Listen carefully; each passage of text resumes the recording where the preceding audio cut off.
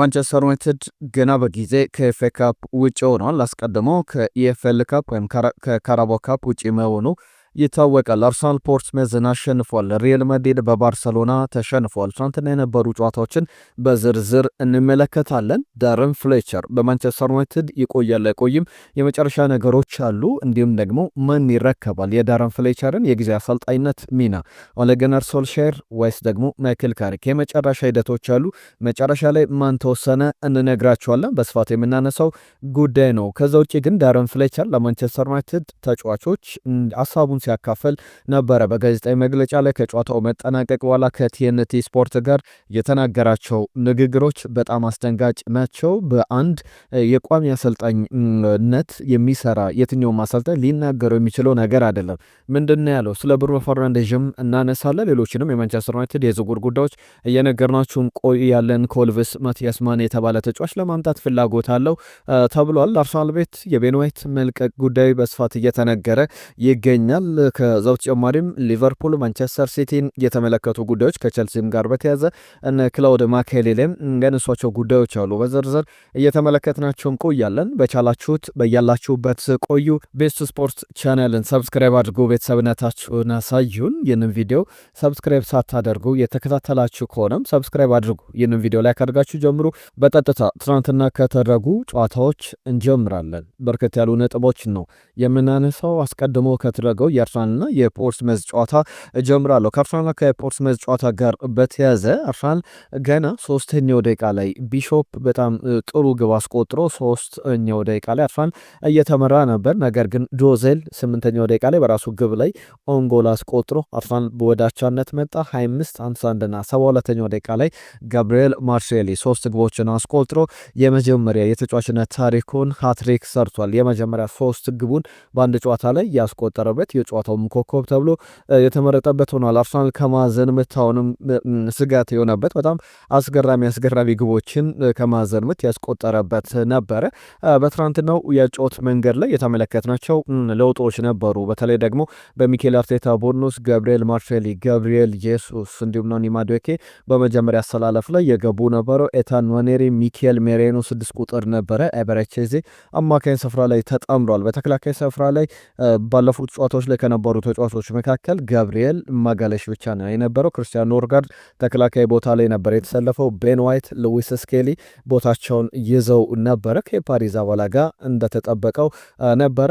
69ኛው ደቂቃ ላይ ከኤቨርስ በጋብሪኤል ጄሱስ ተቀይሮ ገብቶ የመጀመሪያ ጨዋታውን አድርጓል። ከረጅም ወራት በኋላ ማለት ነው። ኦገስት ላይ ነበር የማንቸስተር ዩናይትድ የ1-0 ድል ላይ ነበረ ጉዳት ያጋጠመው። ከዛ በኋላ በሜዳ ላይ አልተመለከትነውም። የውድድር ዓመቱ እንግዲህ ወደ 30 በላይ ጨዋታዎች አንድ ጠውታል። ጁሪን ቲምበርም በዚህ ጨዋታ ላይ 39ኛው ደቂቃ ላይ ማርቲን ኦዴጋርድ፣ ጁሪን ቲምበር፣ ማርለን ሶሎሞን ተቀይረው ገብቷል እና ማርቲን ዙሜንዲንም ተመልክተናል። 82ኛው ደቂቃ ላይ ሌሎቹ ተጫዋቾች ቡካዮ ሳካ፣ ቪክተር ዮኬሬሽ፣ ዴክላን ራይስ በተቀያሪ ወንበር ላይ ቢኖሩም ወደ ሜዳ አልገቡም። አርሰናል ግን 4-1 በሆነ ውጤት እያሸነፈበት ጨዋታ ሆኗል። አርሰናል ለሁሉም ወደ ቀጣዩ ዙር አልፏል። ከአርሰናልና ከፖርትስሜዝ ጋር በተያዘ ግን አንድ ነገር ላስታውሳቸው። 22 ዓመታትን ወደኋላ እንመለስና ትናንትና ጨዋታው በተደረገበት ፍራተን ፓርክ እንገኝ 5-1 በሆነ ውጤት አርሰናል ፖርትስሜዝን በወቅቱ ያሸነፈበት ጨዋታ ነበረ። የኳርተር ፋይናል ጨዋታ ነበረ። በተመሳሳይ በኤፍኤ ካፕ በኳርተር ፋይናል የተደረገ ጨዋታ ነበር። በዛ ጨዋታ ላይ ቲየሪ ሄንሪ በፖርትስሜዝ ደጋፊዎች ሲዘመርለት ነበርና ለምን እንደሆነ አላቅም ይላል ቲየሪ ሄንሪ ነገሩን ወደኋላ መለስ ብሎ ሲያስታውሰው ጨዋታውን እኛ እያሸነፍናቸው ነው፣ ነገር ግን ስሜ ሲዘመር በፖርትስሜዝ ደጋፊዎች ትዝ ይለኛል፣ መቼም የምረሳው አጋጣሚ አይደለም ይላል። ከዛ በኋላ ከሳምንታት በኋላ በፕሪሚየር ሊግ ጨዋታ ሲያደርግ አርሰናል በተመሳሳይ በዛው ስቴዲየም ላይ ጨዋታውን አድርጎ ነበርና የሎማን ሉዋሉዋን መለያ ተቀይሮ ነበር። ከዛ በኋላ ጨዋታው ካለቀ በኋላ ከሜዳ ወጥቶ ነበር። ተመልሶ መጥቶ ለፖርትስሜዝ ደጋፊዎች እንግዲህ የፖርትስሜዝን መለያ ለብሶ አድናቆቱን ሲገልጽ የሚያስታውስ አጋጣሚ ነበር በፍራተን ፓርክ። ለሁሉም ትናንትና አርሰናል አርሰናል አሸንፏል። ሌላኛውን ጨዋታ እንመልከት። ማንቸስተር ዩናይትድ ከብራይተን ያደረጉት ጨዋታ በብራይተን ለትላንት አሸናፊነት ተጠናቋል። ግሩዳ 12ኛው ደቂቃ ላይ ቤንያሚን ሼሽኮ ለማንቸስተር ዩናይትድ አስቆጥሯል። ነገር ግን ዳኒ ዌልቤክና ግሩዳ የብራይተንን ግቦች አስቆጥረው ብራይተን ወደ ቀጣዩ ዙር አልፏል። ማንቸስተር ዩናይትድ ገና ከወዲሁ በኤፍኤ ካፕ የመጀመሪያ ዙር ላይ ከውድድር ውጪ የሆነበት መጥፎ ታሪክም የተመዘገበበት ነው ማለት ይቻላል። 1981/82 የውድድር ዘመን ለመጨረሻ ጊዜ ማንቸስተር ዩናይትድ ወደ ውድድሩ ወደ ኤፍኤ ካፕም ወደ ኢኤፍኤል ካፕ ወይም ወደ ካርሊንግ ካፕ በገባበት የመጀመሪያ ጨዋታ ላይ ከውድድሩ የተሰናበተበት ዓመት ነበር 1981/82 የውድድር ዘመን። አሁን ዳግም ያንን መጥፎ ታሪክ አስመዝግቧል ማለት ይቻላል። ትናንትና ያንን ተመልክተናል። ከዩናይትድ ጋር በተያዘ በጨዋታው ላይ እንግዲህ የተነሱ ሀሳቦች አሉ። ወደ በኋላ ላይ ስለ አሰልጣኝ ቅጥር፣ ስለ ሌሎችም ጉዳዮች እናነሳለን። ነገር ግን በትናንትናው ጨዋታ ላይ ማንቸስተር ዩናይትድ ደጋፊዎች ከዚህ የተሻለ ነገር ማድረግ ነበረባቸው ብሎ መናገር ይቻላል። ዳኒ ዌልቤክ ለማንቸስተር ዩናይትድ ተጫውቷል፣ በአርሰናል ተጫውቷል። እንደምናስታውሰው አርሰናል ላይም እየተጫወተ ማንቸስተር ዩናይትድ ላይ በኤፍኤ ካፕ ግብ አስቆጥሮ ያውቃል። ትናንትና ከማንቸስተር ዩናይትድ ጋር በተቃራኒ 19ኛ ጨዋታውን አድርጎ 8ኛ ግቡን አስቆጥሯል። ማንቸስተር ዩናይትድ ዘንድሮ ክሊንሺት 2 ጨዋታዎች ላይ ብቻ ነው ማስመዝገብ የቻለው። 23 ጨዋታዎችን አድርጎ 35 ግቦችን ተቆጥረውበታል። መጥፎ ክብረ ወሰን ነው ብሎ መናገር ይቻላል። ዳረን ፍሌቸር ከጨዋታው መጠናቀቅ በኋላ የሰጠው አነጋጋሪ አስተያየት አለ። ፍራጃይል እንደሆኑ ተጫዋቾቹን መመልከት ትችላላችሁ። ወጥ ብቃት ማሳየት የማይችሉ በጣም የተዳከሙ ተጫዋቾች እንደሆኑ መመልከት ትችላላችሁ ብሎ ቲኤንቲ ስፖርት ላይ የተናገረው ነገር አለና ራሳቸውን መገንባት፣ ራሳቸውን ከፍ ማድረግ፣ ማሻሻል ያለባቸው ራሳቸው ናቸው ብሎ በጣም ጥልቅ ንግግር፣ በጣም ትልቅ አስተያየት ሰጥቷል። ተጫዋቾቹ በቻምፒየንስ ሊግ ላይ የመጫወት ኳሊቲ ያላቸው፣ ነገር ግን በጋራ መሆን ኃላፊነቱ መውሰድ አለባቸው። አሁን በዚህ ወቅት ላይ ችግሩ የአሰልጣኝ ብቻ አይደለም፣ ችግሩ የቦርድ ብቻ አይደለም፣ ችግሩ የሁሉም ነው። የማንቸስተር ዩናይትድ ተጫዋቾች ራሳቸውን መመልከት አለባቸው። ጊዜው አሁን ነው የሚል ነገር በጣም ከባድ ነገር ተናግሯል። በጣም ከባድ ጊዜ ላይ እንገኛለን። ትሩ ካራክተር፣ በጣም ትክክለኛ ማንነትን ማሳየት አለባቸው። ከዚህ በኋላ የማንቸስተር ዩናይትድ የወደፊት ተጫዋች መሆን እንደሚችሉ ከዚህ በኋላ ባለው የውድድር ዘመን ላይ እያሳዩ መቀጠል አለባቸው። ያ ካልሆነ ግን ክለቡ መልቀቅ ይኖርባቸዋል፣ በማንቸስተር ዩናይትድ መቀጠል አይኖርባቸውም የሚል በጣም ጠንካራ አስተያየት ይመስላል የተናገርኩት። ነገር ግን ሪያሊቲው አሁን እውነታው ይሄ ነው የሚል በጣም አስደንጋጭ ንግግሮችን ሲናገር ተመልክተነዋል። ዳረን ፍሌቸር ከማንቸስተር ዩናይትድ ጋር በተያዘ ያንን አስተያየት ቢሰጥ ዳረን ፍሌቸር ትክክል ነው ብለን መናገር እንችላለን። ምክንያቱም ደግሞ ከቡድኑ ጋር በተያዘ አንዳንድ ነገሮችን በግልጽ ማስቀመጥ ይቻላል። የማንቸስተር ዩናይትድ የውድድር ዘመን ወዴት እያመራ ነው የሚለውን ለመመልከት አንድ ቁጥር ብቻ ልጥቀስላችሁ። ገና ከወዲሁ አርሰናል ከማንቸስተር ዩናይትድ ምን ያክል ጨዋታዎችን ቢያንስ ከ10 በላይ ጨዋታዎችን ተጫውተዋል። በቻምፒየንስ ሊግም በዚህ በኢኤፍኤል ካፕ በኤፍኤ ካፕ ትናንትና ያደረጋቸውን ጨዋታዎች ጨምሮ ስንመለከት ማለት ነው። ማንቸስተር ዩናይትድ የውድድር ዓመቱን የሚያጠናቅቀው 40 ጨዋታዎችን ብቻ አድርጎ ነው። አርሰናል 60 ከዛ በላይ ጨዋታዎችን እና ማንቸስተር ሲቲ 60 ከዛ በላይ ጨዋታዎችን ያደርጋሉ። ማንቸስተር ዩናይትድም ከኢኤፍኤል ካፕ ከኤፍኤ ካፕም በጊዜ ተሰናብቷል። አንዳንድ ጨዋታዎችን ብቻ አድርጎ 38 የፕሪሚየር ሊግ ጨዋታ ከሌሎች ውድድሮች ደግሞ ውጪ ነው። እንደሚታወቀው በቻምፒየንስ ሊግ፣ በኤሮፒያን ኮንፈረንስ ሊግ፣ በሌሎችም የአውሮፓ ውድድሮች ዩሮፓ ሊግም ላይ የሌለበት ቡድን መሆኑን ተከትሎ የውድድር ዓመቱ በ40 ጨዋታዎች ይጠናቀቃሉ። 23 ጨዋታዎችን አድርጓል። ስለዚህ 20 ጨዋታዎች እንኳን አይቀሩትም። በእነዚህ ቀሪ 17 ያክል ጨዋታዎች ማንቸስተር ዩናይትድ ምን ማሳየት አለበት? በፕሪሚየር ሊግ 17 ጨዋታዎች ብቻ ነው የቀሩትና ብዙ ስለ ማንቸስተር ዩናይትድ ምን ያክል ገና ጃንዋሪ ላይ ከሁሉም ውድድሮች ውጪ መሆን ታምር ካልተፈጠረ በስተቀር ታምር እንኳን ቢፈጠር የፕሪሚየር ሊግን ዋንጫ ያሸንፋል ብሎ የሚታሰብ አይደለምና በብዙ መንገድ በጣም አጣብቂኝ ውስጥ ያለ ቡድን ይመስላል። ለሁሉም ትናንትና በኤፍኤል ካፕ በኤፍኤ ካፕም የተሰናበተውን ማንቸስተር ዩናይትድ ገና ከወዲሁ ተመልክተናል። ወደ በኋላ ላይ ደግሞ ዝውውሩ ጉዳዮችን ከዩናይትድ ጋር በተያያዘ አነሳላችኋለሁ። የባርሰሎናና የሪያል ማድሪድም ጨዋታ ትናንትና ሲጠበቅ ነበረ። ባርሰሎናና ሪያል ማድሪድ በጣም የኤል ክላሲኮ ሌቭል ኤ የሚባል በጣም ትልቅ ደረጃ የነበረው ጨዋታን ተመልክተናል። በሳውዲ አረቢያ ባርሰሎና 3-2 በማሸነፍ በሱፐር ካፕ ዋንጫውን ማሸነፍ ችሏል። ራፊኒያ 2 ግቦችን ያስቆጥሯል። 36ኛው ደቂቃና 73ኛው ደቂቃ ላይ ሮበርት ሌቫንዶቭስኪ ሌላኛውን ግብ ያስቆጠረ ነው። ለሪያል ማድሪድ ቪኒ ጁኒየር እንዲሁም ደግሞ ጎንካሎ ጋርሺያ ግቦቹን ያስቆጠሩ ተጫዋቾች ናቸው። በጣም ድራማዊ ክስተቶች ነበሩበት። ለምሳሌ የመጀመሪያው 45 መጠናቀቂያ እንደዚህ አይነት ኮምፕሊት የሚባል የቦክስ ኦፊስ ኢንተርቴንመንት የሚመስል በጣም መዝናኛ የነበረ ጨዋታ ነው። የመጨረሻ ደቂቃዎቹን ብቻ ላንሳላችሁ። ራፊኒያ ግብ ካስቆጠረ በኋላ 36ኛው ደቂቃ ላይ በባርሰሎና መሪነት የመጀመሪያው 45 የሚጠናቀቅ ይመስል ነበር። ነገር ግን 47ኛው ደቂቃ ላይ ቪኒ ጁኒየር ግብ አስቆጠረ። ከዛ በኋላ ሌላ በጭማሪው ደቂቃ ላይ የመጀመሪያው 45 ገና ሳይጠናቀቅ 49ኛው ደቂቃ ላይ ሮበርት ሌቫንዶቭስኪ ግብ አስቆጠረ። ረጅም ደቂቃዎች ነበሩ የተጨመሩት። ከዛ በኋላ ጎንካሎ ጋርሻ በድጋሚ ሪያል ማድሪድን አቻ አደረገና በመጨረሻዎቹ በጭማሪ ደቂቃዎች ላይ እስከ 51ኛው ደቂቃ ድረስ የተቆጠሩ 3 ግቦች ነበሩ። ጨዋታውም 2-2 ተጠናቀቀ። በኋላ ግን ራፊኒያ ዲፍሌክት የተደረገ ኳስ ከዳኒ ኦልሞ የደረሰውን ኳስ ወደ ግብነት ቀይሮ 73ኛው ደቂቃ ላይ ግቧ ተቆጠረች። ጨዋታውም በባርሰሎና 3-2 አሸናፊነት ተጠናቋል። ቪኒ ጁኒየር የሚገርም ነበረ። ጨዋታውም የሚገርም አይነት ጥሩ ጨዋታ እንደነበረ መናገር ይቻላል። ስለ ባርሰሎና ስናነሳ ግን ባለፉት 3 የስፔን ሱፐር ካፕ ፋይናሎች ላይ ከባለፉት ከአራቱ 3ቱን ያሸነፈው ባርሰሎና ነው። አንዱን 3-1 በሆነ ውጤት 5-2 እና 3-2 በሆነ ውጤት የትናንትናውን ውጤት ስንጠቅስ አንድ ጊዜ ብቻ ሪያል ማድሪድ 4-1 በሆነ ውጤት አሸንፏል። ራፊኒያ ያለበት ባርሰሎና የተለየ ነው። በቡድኑ ውስጥ ከሁሉም በላይ ከላሚን ያማልም በላይ ትልቁ ተጫዋች ነው ብሎ አሁን መመስከር ይቻላል። በጣም እሱ በተጎዳባቸው ባልነበረባቸው ጨዋታዎች ላይ ሲቸገር የነበረ ቡድን እንደነበረ እናስታውሳለን። አንዚ ፍሊክ ወደ እኔ መጥተው ብዙ ነገር ቀይረዋል። በተለይ አንዚ ፍሊክ ባይመጡ ኖሮ እኔ በባርሰሎና አልቆይም ነበረ፣ ባርሰሎናን እለቅ ነበረ። ነገር ግን እኔ የባርሰሎና አስፈላጊ ወሳኝ ተጫዋች እንደመሆን ነገሩኝ። ለተጫዋች ያን የሚያስፈልገው ያ ኮንፊደንስ እንዲኖረኝ አድርገዋል አንዚ ፍሊክ በሚል ማረጋገጫ ምስጋናውንም ሰጥቷል። ለሁሉም ባርሰሎናን በተመለከተ እነዚህ የሚነሱ ጉዳዮች ናቸው። ትናንትና ኢንተርና ናፖሊን በጣሊያን ሴሪያ ያደረጉት ጨዋታ ስኮት ማክቶሚናይ ናፖሊን ታድጓል ማለት ይቻላል። 2 ጊዜ ኢንተር ሲመራ ነበር። ሁለቱንም ጊዜ ስኮት ማክቶሚናይ አቻ አድርጓቸው ጨዋታው 2-2 በሆነ ውጤት ተጠናቋል። ኢንተር መሪነቱንም ማስፋት ያልቻለበት ባላቸው የ4 ነጥብ ልዩነት በማከላቸው እንዲቀጥል ምክንያት ሆኗል። ኢንተር በ43 ነጥቦች ይመራል። ናፖሊ 39 ነጥቦችን ይዞ በሶስተኛ ደረጃ ላይ የተቀመጠ ቡድን ሆኖ ይቀጥላል ማለት ነው። እየመራ ይገኛል ሴሪያው ማለት ነው። ዛሬ የሚደረጉ ጨዋታዎች አሉ። ፓሪስ ሴን ጀርመን ከፓሪስ ኤፍሲ በቀናት ልዩነት እንግዲህ በድጋሚ ይጫወታሉ። በኩፕ ደ ፍራንስ የሚደረግ ጨዋታ ነው በፈረንሳይ ዋንጫ ላይ። ከተጨማሪ በእንግሊዝም ሊቨርፑል የሚያደርገው ጨዋታ አለ። ከበርንስ ላይ ጋር ይጫወታል። ኮነር ብራድሊ በአርሰናል ጨዋታ ላይ ጉዳት አጋጥሞት እንደነበረ ይታወቃል።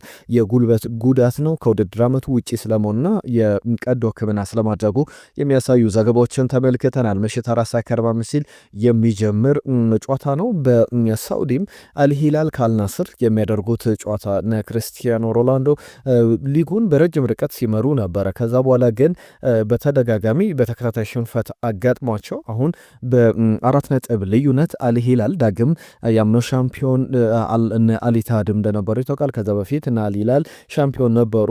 35 ነጥቦችን ይዞ እየመራ ይገኛል። ባላቸው የነጥብ ልዩነትን ለማጥበብ በማከላቸው 4 ነጥብ ልዩነት አለ። ከአልናስር ጋር የሚያደርጉት ጨዋታ 2:30 ላይ ይደረጋል። እነዚህ ጨዋታዎች የሚነሱ ጉዳዮች ናቸው። ሌሎች ሀሳቦችን እያነሳን ደግሞ እንቀጥል። ዝውውር ጉዳዮችን በተመለከተ ትናንትናም የነን ተበርከት ያሉ መልእክቶች፣ ግምቶች መጥተውልናል። ለምሳሌ ከጨዋታዎች ጋር በተያዘ የአንዳንድ ጥያቄዎች መጥተውልናል። ወደ በኋላ ላይ አነሳዋለሁ። ያብ የተባለ አድማጫችን ዩናይትድ ብራይተንን አያሸንፍም ብሎ ነበረ። ማንቸስተር ዩናይትድ 3-2 ይሸነፋል ብሎ ነበረ። ብራይተን ማሸነፉን ገምቷል። ሪያል ማድሪድ 2-1 ያሸንፋል የሚል ግምቱ አልተሳካም። የአርሰናል 3-0 ግምትም በትክክል አልተገመተም። ጴጥሮስ ማንቸስተር ዩናይትድ 2-1 ያሸንፋል ብሎ ነበር። በተቃራኒ ነው። ማንቸስተር ዩናይትድ 2-1 ነው የተሸነፈው። መልካም አርሰናል 3-1 በመውጤት ፖርትስመዝን ያሸንፋል። ማንቸስተር ዩናይትድ ብራይተንን 2-1 ያሸንፋል። በትክክል አልተገመተም። ማሜ ፖርትስመዝ 3-1 በሆነ ውጤት በአርሰናል ይሸነፋል። ማንቸስተር ዩናይትድ በብራይተን 2-1 በሆነ ውጤት ይሸነፋል ብሎ ነበር። ማሜ የብራይተንን ግምት በትክክል አግኝቶታል። ሻለቃ ጌታቸው ብሩ ከደቡብ ዕዝ በጻፉልን መልእክት አርሰናል ቀለል አድርጎ ያሸንፋል ብለው ነበር። የመጀመሪያዎቹ ደቂቃዎች ላይ እንዳሉት ሻለቃ ጌታቸው እንዳሉት ቀላል ጨዋታ አልነበርም። ነገር ግን ወደ በኋላ ላይ አርሰናል በምቾት 4-1 በሆነ ውጤት አሸንፏል። ሰይፈዲን አርሰናል 4-1 በሆነ ውጤት ብሎ ገምቶ ነበረ። የማንቸስተር ዩናይትድን ጨዋታ ደግሞ 3-1 በሆነ ውጤት ይሸነፋል ብሎ ነበር። በትክክል አልገመተውም። የሞሐመድ 5-0 በሆነ ውጤት አርሰናል ያሸነፋል ብሎ ነበረ። ከዛ በተጨማሪ አሸናፊ ነኝ ከደቡብ አፍሪካ ያለን አድማጫችን ማንቸስተር ዩናይትድ ከብራይተን 2-1 በሆነ ውጤት ብራይተን ኦቭ አልቢየን ይህንን ማንቸስተር ዩናይትድ ያሸንፋል ብሎ ነበር። በትክክል አልገመተም። የአርሰናልን 4-2 በሆነ ውጤት ይጠናቀቃል ብሎ ነበር። የባርሴሎናን ግን በ4-2 ውጤት ይጠናቀቃል ብሎ ባርሴሎና እንደሚያሸንፍ ቅድሚያ ግምት አስቀምጦ ነበረ። ነጂብ ሰንገሮ አርሰናል የመሸነፍ እድል አለው ብሎ ነበረ። ማንቸስተር ዩናይትድ ብራይተንን 3-2 ያሸንፋል ብሎ ነበር። ነጂብ ሰንገሮ ከናይሮቢ ከኬንያ የጻፈልን መልእክት ነበረ።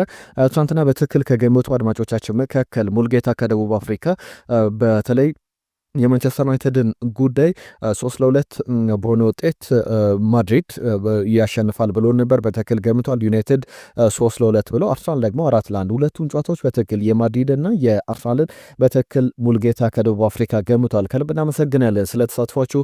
ታሪኩ 2-1 በሆነ ውጤት ብሎ ነበረ ከደቡብ አፍሪካ። ከዛ በተጨማሪም የአርሰናልን 5-0 በሆነ ውጤት ብሎ ገምቶ ነበር የማድሪድን 2-1። ሁለቱም ግምቶች በትክክል አልመጡም። ሽመልስ የተለያዩ ሀሳቦችን አንስቶልናል። መለስ ብለን ከኳታር ዱዓ የላከልን መልእክት አለ። ወደ በኋላ ላይ እናነሳዋለን።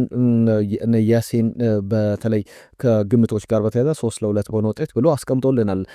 ለሁላችሁ ስለተሳትፏችሁ ከልብ እናመሰግናለን። ዛሬም በምናነሳቸው ጉዳዮች ላይ ስለ ማንቸስተር ዩናይትድ የትናንትና ጨዋታ ስለ አርሰናል ሀሳቦቻችሁን ላኩልን። በቀጥታ አንዳንድ ሀሳቦችን እያነሳን እንቆያለን። ከክላውድ ማኬሌሌ ጋር በተያያዘ የፕሪሚየር ሊጉ ምርጥ 3 አማካዮች እነማን ናቸው ተብሎ ተጠይቆ ነበር። በተለይ ስለ ሞይሰስ ካይሴዶ በጣም የሚገርም የቡድኑ ሊደር ነው፣ የቡድኑ የቼልሲ መሪ ነው የሚል አስተያየቱን ሲሰጥ ተመልክቻለሁ ክላውድ ማኬሌሌ። ነገር ግን የፕሪሚየር ሊጉ ምርጥ አማካይ ማን ነው ተብሎ ተጠይቆ ነበር። የእናንተን እስቲ ምርጥ አማካይ የምትሉትን አስቀምጥልን። ብሩኖ ፈርናንዴዝ በዚህ ደረጃ ሊጠቀስ ይችላል። ሮድሪ፣ ሪያን ሸርኪ፣ በርናንዶ ሲልቫን መጥቀስ ይቻላል። በማንቸስተር ሲቲ በኩል አርሰናል ቤት ዴክላን ራይስ፣ ማርቲን ዙሜንዲ፣ ኦደጋርድ፣ ኤዜ የሚጠቀሱ ተጫዋቾች ናቸው። ጥሩ ጥሩ አማካዮች ያሉ ቼልሲ ቤትም ኤንዞ ፈርናንዴዝ፣ ካይሴዶ፣ ሮሚዮ ላቪያ ቢኖር ጉዳት ባጋጥመው በዛ ደረጃ ሊጠቀስ ስሙ ሊነሳ የሚችል አይነት ተጫዋች ነው። ነገር ግን ብዙ ስሞችን መጥቀስ እንችላለን። ነገር ግን 3 የክላውድ ማኬሌሌን አማካዮች ሳነሳላችሁ አንደኛ ዴክላን ራይስ፣ ሁለተኛ ሞይሰስ ካይሴዶ፣ ሶስተኛ ደግሞ ሮድሪ የተለየ ሌቭል ላይ ያሉ ተጫዋቾች ናቸው ብሎ አስቀምጧቸዋል። የእናንተን ደግሞ አስቀምጡልን። በቀዳሚነት ከነዚህ ማኬሌሌም ካስቀመጣቸው አማካዮች የእናንተ ምርጡ አማካኝ የምትሉት ማን ነው? እስቲ ሀሳቦቻችሁን አጋሩን፣ ሀሳቦቻችሁን ላኩልን። ስለተሳትፏችሁ ገና ከወዲሁ ከልብ አመሰግናለሁ። በቀጥታ ሌሎች የዝውውር ጉዳዮችን ስለ ማንቸስተር ዩናይትድ የአሰልጣኝ ቅጥር አነሳለሁ። አንድ የአርሰናልን ጉዳይ ብቻ ላንሳ። ከኤቨርተን ጋር በተያያዘ ቤን ዋይት ኤቨርተንን ማስፈረም ይፈልጋል። ራይት ባክ ቦታ ላይ ትንሽ በቡድኑ ውስጥ መሳሳት አለ። ዳቪድ ሞይስ ተጫዋቹን ይህንን እንግሊዛዊ ተጫዋች ማምጣት ይፈልጋሉ። በጥር የዝውውር መስኮት ግን አርሰናል ኮንሲደር የሚያደርገው ሊሸጠው የሚፈልገው ተጫዋች አይደለም።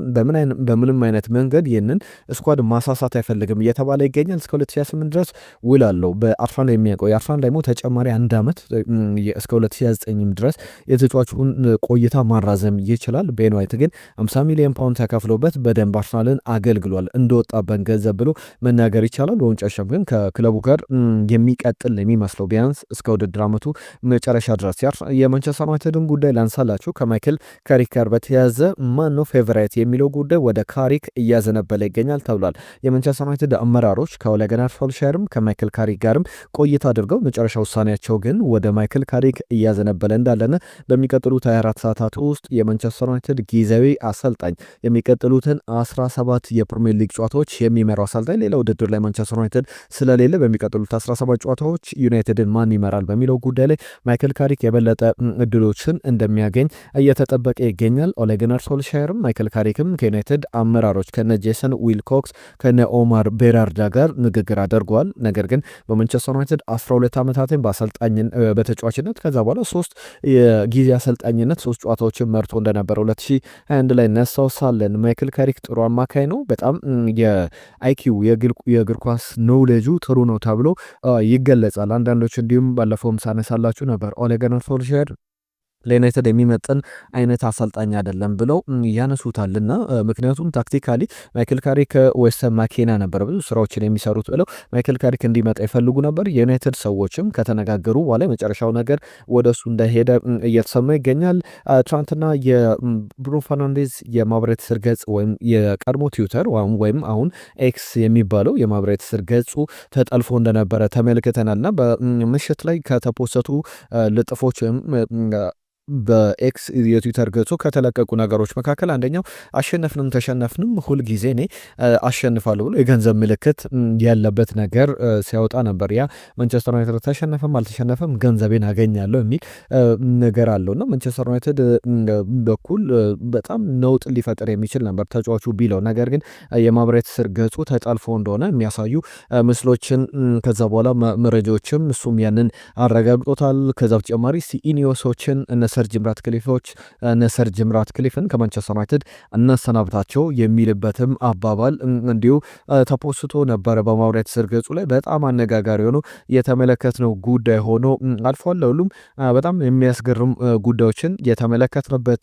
ነበረ። ከዩናይትድ ጋር በተያዘ የማቲያስ ማኔ ጉዳይም እየተነሳ ይገኛል። ከወልቭስ እንግሊዛዊ 18 ዓመት ተጫዋች በወልቭስ እየተጫወተ ይገኛል። ማንቸስተር ዩናይትድ በጥር ተጫዋቹ መምጣት ይፈልጋል እየተባለ ይገኛል። ወልቭስ ግን አልሸጦም እያለ ይገኛል። ማቲያስ ኩናን አስፈርሟል ባለፈው ክረምት። አሁን ደግሞ ማቲያስ ማኔ በቅርብ ነው የዌስትሃም ጨዋታ ላይ መጀመሪያ ግቡን ያስቆጠረ የሚገርም ብቃትን አሳይቷል። ጥሩ ተስፋ ያለው ተጫዋች ነው። እንግሊዛዊ ተጫዋች ነው። በትልቅ ክለቦች ይፈልጋል እነ ማንቸስተር ሲቲ፣ ቼልሲም ማንቸስተር ዩናይትድ ደግሞ ባለፉት ቀናት ስሙ ሲያዝ ነበረ። ነገር ግን ወልቭስ አይሸጥም እያለ እንዳለ የሚያሳዩ መረጃዎችን ተመልክቻለሁ። እነ ቲም ቶክ ሌሎችም አንዳንድ ብዙሃን መገናኛዎች አንዳንድ የእንግሊዝ የሬዲዮ ጣቢያዎችም ጭምር የዘገቡት ዘገባ ላይ የተመለከትነው ጉዳይ ነው። ከዩናይትድ ጋር የመጨረሻ ጉዳይ ላንሳ። የጄምስ ጋርነር ጉዳይ በያዝነው ውድድር ዘመን መጠናቀቂያ ላይ ከኤቨርተን ጋር ይለያያልና በአጭር ጊዜ ውል በጥር ማንቸስተር ዩናይትድ ተጫዋቹን ማምጣት ይፈልጋል። ውል ለማራዘም አልተስማማም። የማንቸስተር ዩናይትድ ተጫዋች ነበር ነው መልሶ ወደ ማንቸስተር ዩናይትድ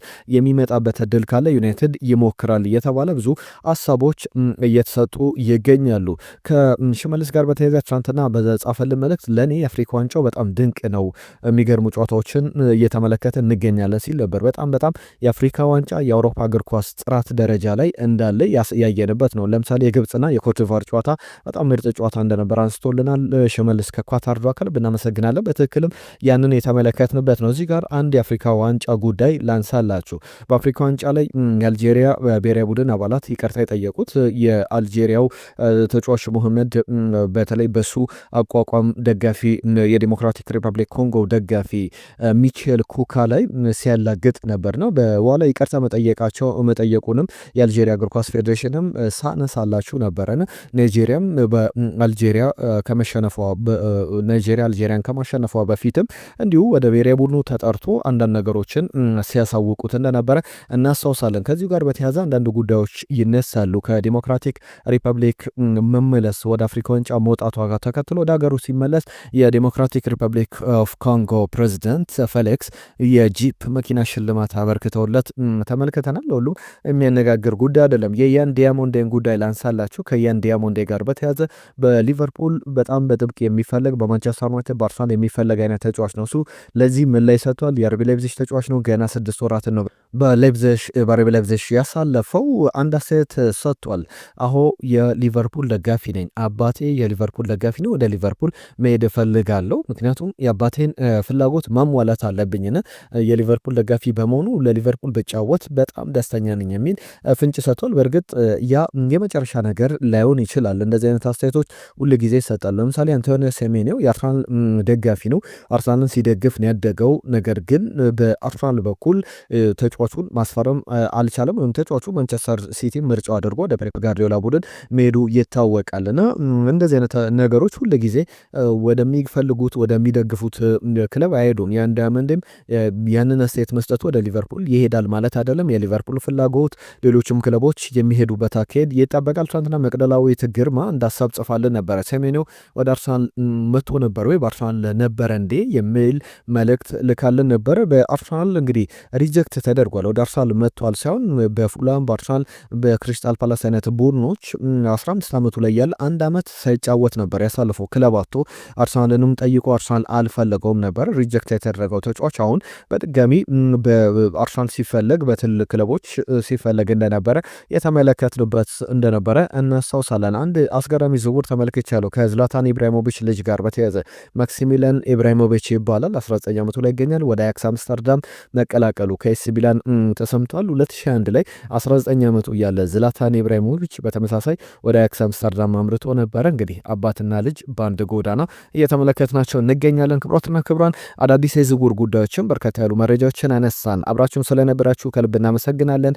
ቤስት ስፖርትን ሰብስክራይብ አድርጎ ቤተሰብነታቸውን አሳዩን። በአዳዲስ ጉዳዮች፣ በአዳዲስ መረጃዎች፣ በአዳዲስ ዜናዎች እንመለሳለን። ጊዜያችሁን ስለተሰጣችሁን አብራችሁን ስለነበራችሁ ከልብ እናመሰግናለን። ጤና ይስጥልን።